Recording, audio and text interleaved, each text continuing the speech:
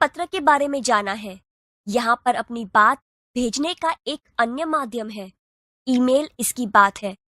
यहाँ हमारे देश के पूर्व राष्ट्रपति एवं missile man doctor Abdul Pakir Jainulabdeen Abdul Kalam ने नई दिल्ली से 19 मई 2005 के दिन "क्या आपके पास देश के लिए 10 मिनट हैं?" नाम से देश के नागरिकों को ईमेल किया था, जिसे देशवासियों में देश भावना, कर्तव्य पालन का भाव विकसित हो और सब अपने देश को दिल से प्यार करेंगे। पत्र यहाँ से भेजा गया है। मातृछाया, ऊंची शेरी, गांव मेसपुरा, तहसील भाबर, जिला बनासकांठा, दिनांक 24/12/2011। किरण। प्रिय मित्र हर्ष, नमस्ते। मैं यहाँ सकुशल हूँ। आशा है वहाँ भी सभी सकुशल होंगे। तुम्हारा खत मिला, पढ़कर खुशी हुई। मैंने डॉक्टर अब्दुल कलाम का देशवासियों के नाम भेजा गया एक ईमेल पढ़ा, वही तुम्हारे लिए प्रेषित कर रहा हूँ। डॉक्टर कलाम अपने संदेश की शुरुआत में ही पूछते हैं, क्या आपके पास अपने देश के लिए 10 मिनट का समय है? यदि हाँ, तो इसे पढ़िए, वरना मर्जी आपकी। इसके बाद वह देश के लोगों की सोच बताते हुए कहते हैं, आप कहते हैं हमारी सरकार निकम्मी है। आप कहते हैं हमारे कानून पुराने पड़ गए। आप कहते हैं नगरपालिका कचरा नहीं उठाती। आप कहते हैं फोन काम नहीं करता। रेलवे मजाक बन गई है। एयरलाइन दुनिया में हमारी ही सबसे खराब है। चिट्ठी अपनी मंजिल तक नहीं पहुंचती। आप कहते हैं, कहते रहते हैं और कहते ही रहते हैं। आपने इस बारे में क्या किया? मान लीजिए एक व्यक्ति सिंगापुर जा रहा है। उसे अपना नाम दीजिए, उसे अपनी शक्ल भी दे दीजिए। आप दुनिया के सर्वश्रेष्ठ हवाई अड्डे पर उतरते हैं। सिंगापुर में आप अपनी सिगरेट का टुकड़ा सड़कों पर नहीं फेंकते और स्टोर में खाते भी नहीं हैं। आपको उनके भूमिगत संपर्कों पर रश्क महसूस होता है। आप शाम 5 बजे से 8 बजे के बीच आर्चर रोड पर कार चलाने का टोल टैक्स तकरीबन 60 रुपए भुगतान करते हैं। अगर पार्किंग में आपने निर्धारित समय से ज्यादा गाड़ी रखी तो टिकट पंच कराते हैं। लेकिन आप सिंगापुर में कहते कुछ नहीं। कहते हैं क्या? दुबई में आप रमजान के दिनों में सार्वजनिक रूप से कुछ भी खाने का साहस नहीं करते। जिहाद में बिना सिर ढके बाहर नहीं निकलते। वाशिंगटन में आप 55 मील प्रति घंटा से ऊपर गाड़ी चलाने की हिमाकत नहीं करते और पलटकर सिपाही से यह भी नहीं कहते कि जानता है मैं कौन हूं, मैं फलां हूं और फलां मेरा बाप है। ऑस्ट्रेलिया, न्यूजीलैंड के समुद्र तटों पर आप खाली नारियल हवा में नहीं उछालते। टोक्यो में आप सड़कों पर पान की पीक क्यों नहीं थूकते? बॉस्टन में आप जाली योग्यता प्रमाण पत्र क्यों नहीं खरीदते? मैं आप ही के बारे में बात कर रहा हूं, सिर्फ आपके। आप दूसरे देशों की व्यवस्था का आदर और पालन कर सकते हैं, लेकिन अपनी व्यवस्था का नहीं। भारतीय धरती पर कदम रखते ही आप सिगरेट का टुकड़ा जहां तहां फेंकते हैं, कागज के पुर्जे उछालते हैं। यदि आप पराये देश में प्रशंसनीय नागरिक हो सकते हैं तो यहां भारत में आप ऐसा क्यों नहीं बन सकते? डॉक्टर कलाम ने मुंबई के पूर्व महानगर पालिका आयुक्त पिनायकर के हवाले से कहा, अमीर लोग अपने कुत्तों को सड़कों पर घुमाने निकलते हैं और जहां तहां गंदगी बिखेर कर आ जाते हैं और फिर वही लोग सड़कों पर गंदगी के लिए प्रशासन पर दोष मढ़ते हैं। क्या वे उम्मीद करते हैं कि वे जब भी बाहर निकलेंगे तो एक अधिकारी झाड़ू लेकर उनके पीछे पीछे चलेगा और जब उनके कुत्ते को हाजत लगेगी तो वह एक कटोरा उसके पीछे लगाएगा?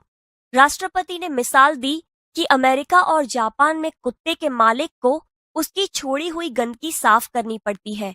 फिर शासन व्यवस्था के बारे में उन्होंने कहा है कि हम सरकार चुनने के लिए वोट डालने जाते हैं और अपनी सारी जिम्मेदारियां भी वहीं उलट आते हैं। हम आराम से बैठकर सोचते हैं कि अब हमारे नाज नखरे उठाए जाएंगे। हम सोचते हैं कि हमारा हर काम सरकार करेगी और हम फर्श पर पड़ा हुआ रद्दी कागज उठाकर उसे कूड़ेदान में डालने की जहमत तक नहीं उठाएंगे। रेलवे हमारे लिए साफ सुथरे बाथरूम देगी और हम उन्हें ठीक से इस्तेमाल करना भी नहीं सीखेंगे। डॉक्टर कलाम समाज की ज्वलंत समस्याओं की ओर इशारा करते हुए कहते हैं, समाज की ज्वलंत समस्याओं पर भी हमारा ऐसा ही रवैया है। हम ड्राइंग रूम में से बैठकर दहेज के खिलाफ गला फाड़ते हैं और अपने घर में इसका उल्टा करते हैं। और बहाना देखिए, पूरी व्यवस्था ही खराब है। अगर मैं अपने बेटे की शादी में दहेज नहीं लूंगा तो इससे कौन सा बड़ा फर्क पड़ जाएगा? इस व्यवस्था को बदलेगा कौन? यह व्यवस्था है किसकी? आप आसानी से कह देंगे, व्यवस्था में शामिल है हमारे पड़ोसी, आसपास के घर, अन्य शहर, अन्य समुदाय और सरकार। लेकिन मैं और आप कतई नहीं। जब कुछ अच्छा करने की हमारी बारी आती है तो हम अपने परिवार को सुरक्षित कवच में घेर लेते हैं, दूसरे देशों की ओर निहारते हैं और इंतजार करते हैं कि कोई मिस्टर क्लीन आएगा, अपने जादुई हाथों से चमत्कार करेगा। और ऐसा नहीं होता तो आप देश छोड़कर ही चल देंगे। उन्होंने कहा, हम अपने भय से भागकर अमेरिका जाएंगे, उनके गौरव का गुणगान करेंगे, व्यवस्था की प्रशंसा करेंगे, और जब न्यूयॉर्क असुरक्षित हो जाएगा तो आप इंग्लैंड भाग जाएंगे। इंग्लैंड में बेरोजगारी होगी तो खाड़ी चले जाएंगे, और जब खाड़ी में युद्ध छिड़ जाएगा तो आप मांग करेंगे कि भारत सरकार हमें बचाकर घर ले आए। हर कोई देश को गाली देने को तैयार है, पर व्यवस्था में सकारात्मक योगदान के बारे में नहीं सोचता। क्या हमने अपनी आत्मा को पैसे के हाथों गिरवी रख दिया है?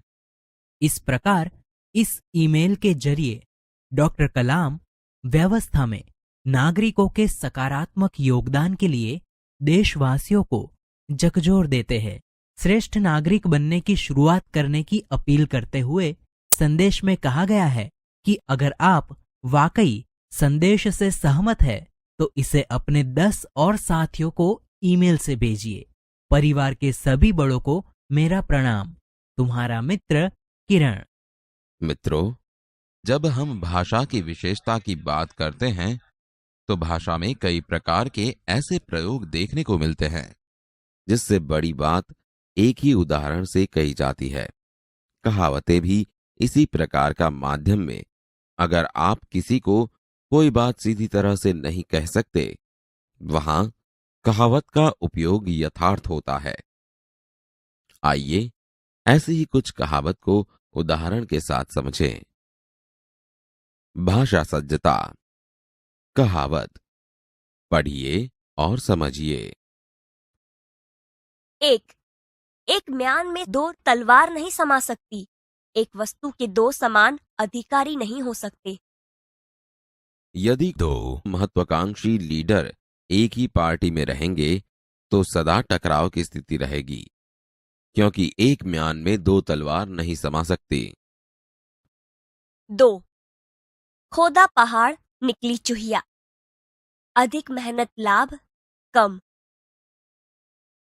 ज्यादा मुनाफे के लिए उसने बड़ी होटल बनाई थी, पर पूरे साल में उसको नाम मात्र का ही मुनाफा हुआ। इसी को कहते हैं खोदा पहाड़ निकली चूहिया। 3. जिसकी लाठी उसकी भैंस। शक्तिशाली की ही जीत होती है। सेठ जी ने अपने निर्दोष नौकर पर चोरी का इल्जाम लगाकर उसे 2 साल के लिए जेल भिजवा दिया। किसी ने ठीक ही कहा है, जिसकी लाठी उसकी भैंस।